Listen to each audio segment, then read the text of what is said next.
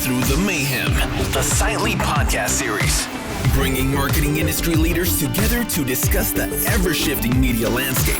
Learn about the ins and outs of real-time marketing, influencers, data privacy, technology, and so much more. All from industry experts with real experience, giving you the real answers. Now, let's break through the mayhem. We got our friend Jeremy Bloom today. So how are you, buddy? Oh, hello. Hey, Adam. So I'm great. I'm excited.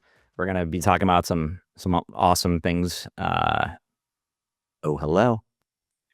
So let me ask you, where'd you come up with on your podcast the dance in the opening? What was the logic? Was it to make people uncomfortable, get them excited, change the mood? What was the mindset? If we're talking about OhHello versus Marketecture for right now, because I'm sure there's a nice helix DNA between all of it. It all comes together in this while we're all thriving in chaos here. So the method of madness for the dance essentially was 2 years ago when I was first building out the first version of OhHello, which was fell on my face multiple times, fucking fell very, very hard on my face multiple times for about 1.5 years after being at the pinnacle of my career and managing close to several hundred people and $500 million, helping to write an S1 throughout my career, being number 2025 at a company that went public, then got acquired by Adobe. That was TubeMogul. So I've had some awesome career successes, but I've also taken a lot of different swings that I don't always talk about. And so something that those that have known me for a long time know about me is that what you see is what you get. I have no hidden agenda. I didn't have a hidden agenda 20 years ago. I didn't have a hidden agenda 10 years ago. And I definitely don't have a hidden agenda now. And 2 years ago, when I started the first couple pods and throwing them on LinkedIn, very few people were putting any kind of content on LinkedIn. It was all self-congratulatory. Yeah, you got a promotion. Nice job. And there was no sense of, be your authentic self. And the way that I was looking at it was, okay, here I am creating a new business. Have no idea if this business is going to succeed, but I'm going to put it out there. I'm going to do this in public. I'm going to show people that you can be in your low 40s at the time, and you can go and just try something new, take a new swing, and you can reinvent yourself. And that's what I wanted to do. And so I wanted to showcase in front of people that know me, people that don't know me, that you can go like this. You can you can dance, you can have fun, because people are scrolling with their thumbs. And no one really gives a shit. They're just going to smile and they're going to be like, all right, that guy's fun. Like he's doing something different. And then the people that play along with it, the people that actually will do a little bit of a shoulder shimmy when we do the OhHello pod, when we put it on LinkedIn and elsewhere, they're having fun too. They're being real. And that's what OhHello is about. It's bridging authentic connections and helping people. Very cool.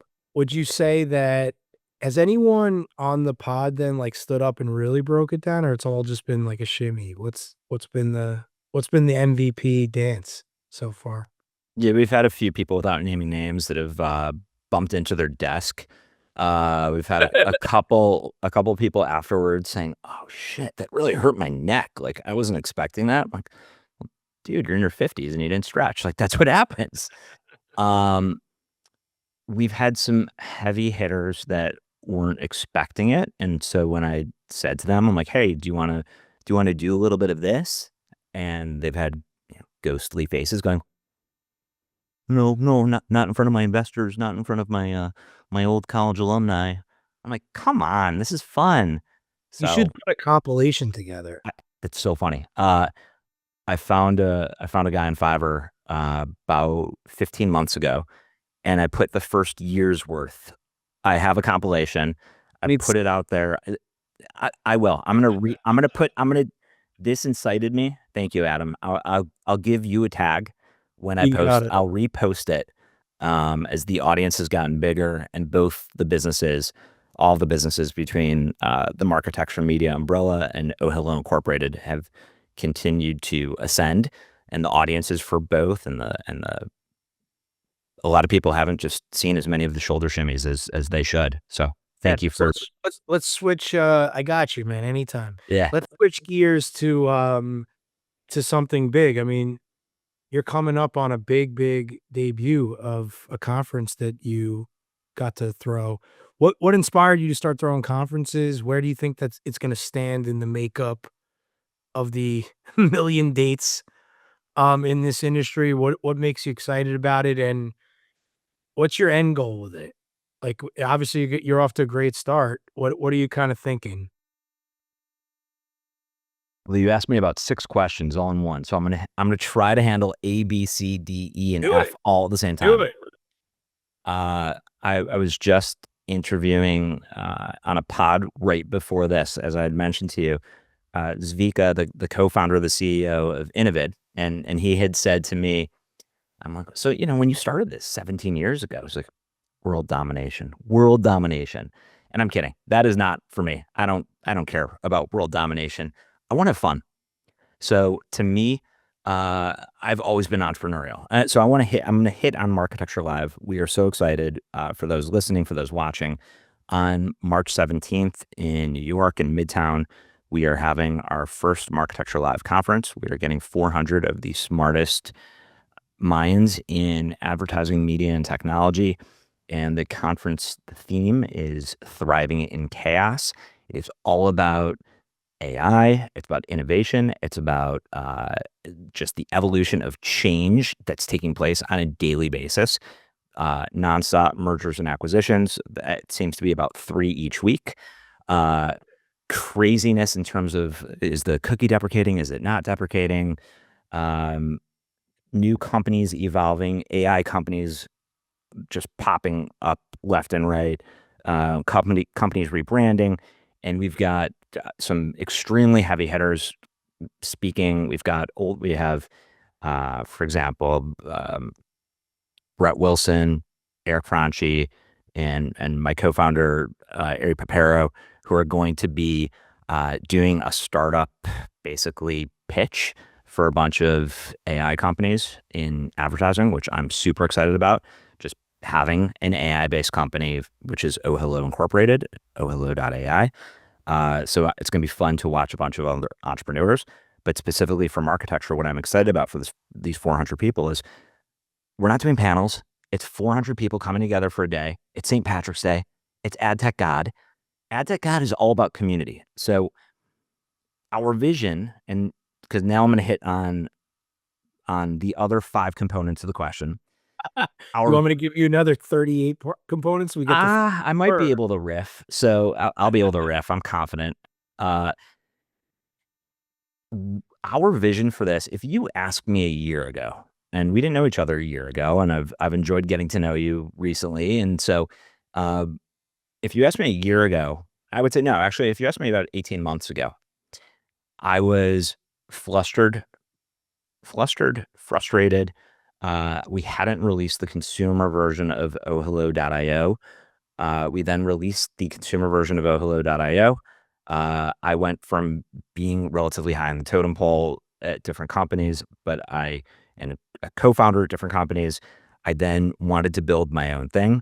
I took a big step back. I decided to bootstrap technology, a business.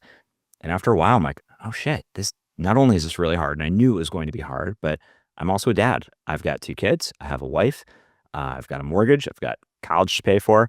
And I want to set a good example to my children, to my wife, to my extended family. And so I've always been entrepreneurial, where I've had different businesses that I might not put on LinkedIn.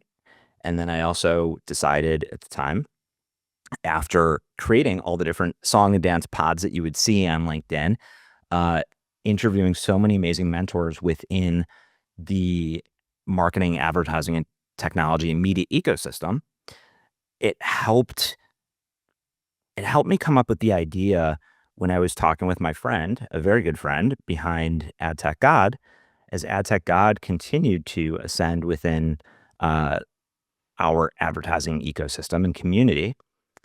We decided, we're like, hey, let's start something here. Like, let's commercialize the vision a lot of people are following AdTech God. A lot of people want to be involved with this community. AdTech God independently. So I was doing my OhHello podcast to create just guerrilla marketing for OhHello.io, now OhHello.ai. ATG was starting ATG's podcast. ATG started the Slack channel. Behind the scenes, I was providing some guidance and partnership on the commercialization of the strategy behind it. And then we just realized there are a lot of holes in our industry, and there's a lot of bullshit in our industry, too much bullshit in our industry. And so we realized that let's do something fun, which goes back to the whole purpose of where we were 2-3 minutes ago. Let's have fun at Marketecture Live. So let's have fun. And so we created this video series at the time called the AdTech Forum. And it had this kitschy, irreverent, snarky, kind of like Late Night with Conan O'Brien and Andy Richter, or an Adult Swim kind of feel. And very few people have real talk show kind of shows and episodes and series that they put on LinkedIn. And so we decided to create the show. While we were building this, Ari Papero came up to ATG and I've always had a lot of respect for Ari. And I had Ari come on OhHello. I was helping to build as a co-founder previously another company. Ari was an investor in that company, and Ari and I were catching up, and he's like, what are you guys building over there? What are you and AdTech God up to? Like, I want in. I want to buy you. And I started laughing, and so did ATG, and we're like, you can't just buy us. But we both had and have a tremendous amount of respect for everything that Ari has accomplished and done for the advertising industry, the tech industry, the ad tech industry. And he's just such a smart business operator and entrepreneur. So we decided to come together, the three of us, and be the three co-founders, where it was essentially a merger amongst the three of us, where we are all partners and co-founders of the new Marketecture Media. And when we came together, because this really hits on the question, Adam, is what did we want to achieve? We wanted to unify the community. We wanted to create a place, an ecosystem for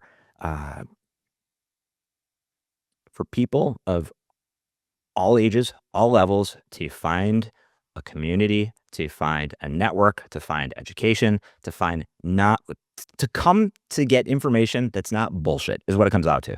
There's so much bullshit and just fluff in our industry. We, all three of us, have been there, done that. So we bring a sense of authenticity. We bring a sense of what you see is what you get. And so when we're able to provide just that sense of rolling up your sleeves and showcasing that this personality is a real person, and we've been in the trenches like so many of our partners, we understand the different problems, the different trials and tribulations that they're going through. We decided at the time, we're like, okay, well, let's create a Barstool Sports-like environment. Let's create a Ringer-like environment, but for advertising, for ad tech, for media, for marketing. So inch by inch, with every different product and show and different content that we put out there, that's what we're building. And so one of the elements that we decided to do, I will completely give this one to Ari. The video series I will take credit for. The conference was all Ari. Ari's like, let's put on a conference. I'm like, a conference? He's like, yeah, let's do a conference. I'm like, I don't want to do conference sales. Like, I was managing hundreds of people. I'm like, that's not me. And he's like, let's try it. Let's try a conference. And so we've got our first Marketecture Live, which is, yeah. And there we go. So that is my very long-winded answer, but I wanted to be able to provide the Listen, the backstory. I gave you a big question, and you got to the right answer. I mean, ultimately, when I look at what you're doing, I simplify. I asked you a long question, you gave a long answer. I'll simplify some of the thought process in Please that. do. For every jab, I could throw one too, right? But in the end, when you think about, Jeremy, like what you're doing, what I like is a lot of people don't have access to mentorship, right? I think that's part of the biggest challenge. I mean, some people are blessed to be around that, some people are not. right? And I think it's important that you guys are doing that. I love that. I think the second thing that I like, listen, you're having fun being authentic. That's what it's all about. Life's too short. And number 3, I'm a fan of the conference. I think you have great people. I mean, to me, people lead to people. You could throw the best conference, you can throw authentic, I'm gonna be honest or not. Yeah. But you're bringing together an awesome collection of human beings who have a lot of brain power, a lot of will, a lot of grit and success, you know? So when people are around that, that breeds success. Success breeds it. And so I think you're bringing together a really successful group of people who, whether they'll be raw or not, well, we're gonna find out. We'll talk about it post it. Um, you know, because sometimes it's gonna be raw, it's gonna be crazy, and then it's not. So we'll find out. We're gonna Still a wait. conference. It's a conference. We're gonna wait, audience. But when you've got adtech God on your side. We're gonna see. Yep. Because one of my favorite things, like they're like, "Oh, you're coming to this crazy conference," and like you go and no one even took a shot. So like, we'll see. All right, I've been at a lot of parties. We're gonna have fun with it. But the point is, I think what I'm impressed with is just the beauty of the mentorship and community that you're bringing together. Right. What we're gonna find out if you hit that last Grand Slam, which I think you're going to. I'm a believer. But we're gonna find out. So we're gonna report back, everyone, on breaking through the mayhem after. But switching gears a little bit, right? As you managed a lot of people, right? How did you go from managing a lot of people to enjoying being kind of a solopreneur? Obviously, you have partners here and there, but like, how do you stay motivated when I know obviously kids, family, college, you said all that, but like, how do you wake up every day and just say, let's go? Like, what's kind of that driving force for you and what keeps you going every day? Awesome question. I've got multiple things that keep me going. I am as gritty as they come. And I genuinely mean that. I wake up and I'm at the same level of energy all the time. I'm not high energy and I'm not low energy. I operate at the same speed. And that's, I think, what surprises a lot of people. I don't have tremendous highs and tremendous lows. I don't weave and flow like a lot of people do. I realize that this is a journey. And so for me, I genuinely wanted to, when I was leaving Adobe and I decided to leave it. So Tube Mogul, which was such a wonderful, wonderful experience, from being early and helping to be a part of that team to building such fantastic and phenomenal culture and just a transparent, accountable platform with amazing leadership. Like it was, everything about it was, and looking back especially, it was just awesome. It was so fun. It was just such a great part of my life. And then we got acquired by Adobe, great company, so much respect for it, but I wasn't able to just be myself. I was kind of just a cog in the wheel. And in the summer of 2020 during COVID, so a few things happened. One, myself and a couple other people, we had to move over 100 people from our team onto other teams. And luckily we didn't have to let go, but we still had to create a plan and move 100 people, some that I had worked with for 5-10 different years, and communicate that to them. Is there anything worse than that?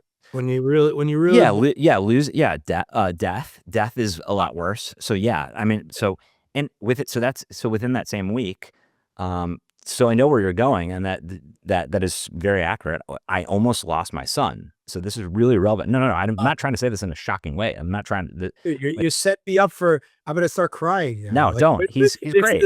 All right, good. No. Like, no, he's great. He's great. He's 9.5. He's thriving. Like I have a post on LinkedIn I put about this, and like, so my wife, who's also in our industry, we almost lost our son through a drowning incident on Father's Day. He's great. We also have my daughter. So my son is 9.5. My daughter's 12. They're awesome. Like, but the reason I'm saying that is it was a jarring effect that summer in the middle of the pandemic. Here I helped and was part of moving 100 plus people, almost lost my son, who's more meaningful to me than working in a company. And in the grand scheme of things, life is very short. And so entrepreneurially, I knew that I realized how short life was. And I had even said to my financial advisor, to my parents, to my closest friends that have known me for a long time, I've always wanted to be an entrepreneur. I was an entrepreneur in my early 20s. My first career was being in sales immediately, no book of business, working on the south side of Chicago in not a great neighborhood, commissions off the bat. So like, it's that gritty, roll up your sleeves kind of mentality. And so that helped get me into the waking up and just getting shit done kind of momentum of who I am and what I do now. And the reason I brought up the summer of 2020 was I went to a startup.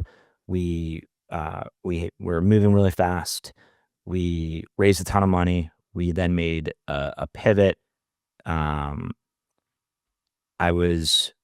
I realized how meaningful some of the people that I had previously worked with, some of the people that I had worked with there, and just how strong like connections, and how you even said for the conference, like, all right, we'll talk back after the conference. Let's see who's in the room. Let's see if there's 400 people, like, what takes place.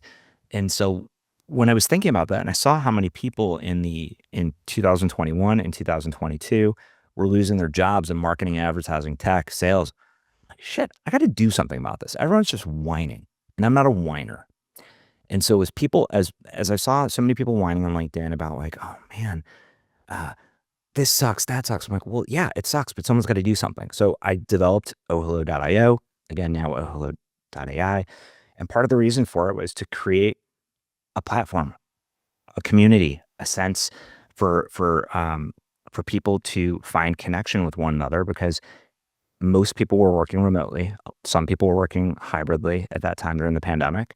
And many younger folks and many people that were in the middle of their careers didn't have mentorship, or they didn't know who to go to, or they just felt lost or stuck. And so I wanted to find a bunch of empathetic leaders in the space that would donate some of their time. So basically like a marketplace, a demand side platform. So we had demand of some of the top people in advertising, marketing, media, and tech. We had supply of, been a long day already. I don't know if it's a long day. It just, we're going through a lot of ups and downs of thought, so it's just, sometimes you just gotta get back on it, right? Got to get back on that track. So thank you, Adam. So we've got the supply over here. Stop dropping the baton when you're supposed to pass it to me, that's how you have to think about it. Well said. Well, this is good, very good collaboration. So we've got the supply. We've got I'm not running fast enough. I didn't put my arm back. I didn't put my arm back at the right time. All right? Well, you helped me there. So we had the supply, we had the demand. We had a great feature that took place in Ad Age about a year ago. Made the pivot and decided to do a B2B platform. So what motivates me to wake up every day is the fact that I get to create a platform to help businesses and help employees find connections, to find guidance, advice, on one side, one part of my brain. And so I'm bridging those connections, and those employers are creating connections and opportunities for their employees. And so it's an always on, 365, 24/7 global network of mentors where they're matched through AI. There's going to be AI note taking. There's going to be a bunch of AI that's being built right now. This is likely going to come out in the next week or two. We are going to be raising soon on that side. And then over here on the Marketecture side, I'm having a blast. I'm having so much fun because I get to work with two incredibly smart, talented individuals. And we've got this great tripod between the three of us where we all have different skill sets that really just balance each other out. So that's what motivates me. What is there even to say? I think we may have to wrap up. No, but in terms of just throw your mic down and let's just be done. In terms of switching gears a little bit, as I was thinking, who would you say you are as a sports athlete? If you had to describe yourself, who would be the athlete? I'm going. So you and I were talking earlier, and we were talking about Kobe Bryant. We're talking about Michael Jordan. I am a team player. I would be more of the. I'd either be more of the coach. I'd be the Phil Jackson. I would rather be the Phil Jackson, the coach behind the scenes. It's motivating the team. I don't care about being the MVP. That's not me. Who do you think's the greatest coach of all time? I would say Phil Jackson for sure. Interesting. Yep. Well, you're also talking to a Chicago guy that grew up and that was born in 1980, that grew up with the 90s and early 2000 Bulls. Could there ever be a better entrance music than the Bulls had? No, of course not. When that comes on. The other answer I would say, like, if I would say the mid to late 80s WWF wrestlers of putting on like a true show. So like what was going through my head is the actual theatrical performances of the Bushwhackers. Who was your favorite wrestler? So like I loved just Macho Man and the Bushwhackers and like just the way that they would like just I had every single one of them, every character, every wrestling figure, probably of all time. Who do you think's my favorite wrestler of all time? If you had to make a guess. The Ultimate Warrior. That is fucking weird. Staring you in the eyes right now. Dude, you got it. Yeah. It's the Ultimate Warrior.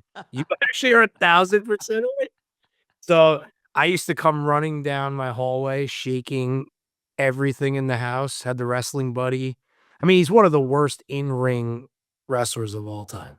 But the energy. The theatrics. And just the whole thing. And I'll tell you something. I don't usually tell the audience a lot about me, but I'll just I'm a big crier. I respect that. Like if I'm watching a good movie or a good commercial, good ad. A commercial won't get me. But like Jim Valvano's speech where it's like you should cry every day, I don't disagree, right? When the Ultimate Warrior came back, do you know this story? Keep on going. He came back to the WWE a couple weeks before he died. It was the first time they welcomed him back. I don't know if you know about this. And you should watch it if you haven't. They bring him back. Like there was a strange relationship between the WWE and Ultimate Warrior. So they brought him back because they were going to induct him in the Hall of Fame. And they bring him back for Raw, and the crowd went nuts. Like it was like kind of like where, not to say that I love Bob Knight, but it was when Bob Knight was brought back to IU for the first time in 40 years. And the Ultimate Warrior gives a speech. You got to go watch. And it's weird because he dies a couple weeks later. And it was legitimately like a speech that he would want if you had heard that would last forever when he passed away. It's the weirdest. So they end up doing like one of those like montages that only people know how to do. Yeah. And you'll watch it. It makes you cry. And it's him speaking over the montage, all the things that he had said. So it was kind of just go when you get a chance. YouTube, Ultimate Warrior. Yeah, I will. Speech. If you asked me half an hour ago if we thought we'd start talking about WWF from the 80s and 90s, I would have said no, probably not. You were thinking more Sleepaway Camps and yeah, exactly. Got it. Well said. Well, there you go. So you were thinking how the geography would get to how we know each other. But well said. The point is, yeah, that's why I like to ask some fun questions here. That's great. Because you never know where you're going to get. Last thing I was thinking about with you, we'll close with this, right? If you had to put together your last outfit ever, what do you think people are thinking you're wearing? Is it this hood? Is it hoodie and shorts? Is it hoodie and mesh shorts? I'm very Adam Sandler like. I would say I have two personas. My LinkedIn profile photo shows me with a flashy sport coat because for 20 years of being a sales leader, I used to have, and I still have a few newer ones, some flashy sport coats. But guess what? I leave my house to go put on my flashy sport coats once every couple months, once every few months. When I'm at home and when I'm doing pods and talking to friends and growing businesses, I dress for comfort. I don't need to have buttons. I want to. It's more fun to have buttons when you have a six pack, right? That's what I've kind of Yeah, learned. yeah. Well said. Yeah, Very well said. now you want to rock the sweatshirt. You know what's the most comfortable sweatshirt? What? Skims. Skims. I think they should be a sponsor. I Skim- really, I think Skims, and Skims they have that deal with Nike that they're doing right now. So I think Skims should pay us both for talking about Skims. No, but can you believe that that's actually that comfortable of a sweatshirt? Of course I can. Of course I can. I really can. I got one, and I think I've worn it 17 days in a row. Today, I took it off for this because it's getting Did you wash it at least between them? I tried to, but I'm not the greatest. But I actually wear shorts every day, even in the winter. I'm that guy. So, literally right now, I'm actually. You can't see it, but I'm yeah, doing the I am same too. thing. You are? I am too. I'm the guy that gets made fun of for wearing a scarf and shorts. Just so you know, because my neck's the key to my life, staying warm. If the neck's good, life's good. So listen, it was a lot of fun having Jeremy on. We went all over the place. It was fun to learn about, your background, your career, how you're getting there, a little more about who you are, the grittiness, the way you would think about being a coach versus the actual athlete. I thought that was one of the most unique answers I've ever heard. Thank you, Adam. And in closing, we got to get him a nice sweatshirt, right? Maybe we'll get him a mentality sweatshirt and a hat. But thank you so much for joining us today. Thank you. Really appreciate your time. Thanks, everybody. Hi, I'm Hannah, one of the producers for Sightly's Breaking Through the Mayhem podcast. We want to thank you so much for listening to the show. If you want to learn more about the guests we had on today, we included additional information about them in the show notes. Finally, if you'd like to be on the podcast, or if you know someone that would make a great fit, you could fill out the form at sightly.com/podcast. We hope you have a great day.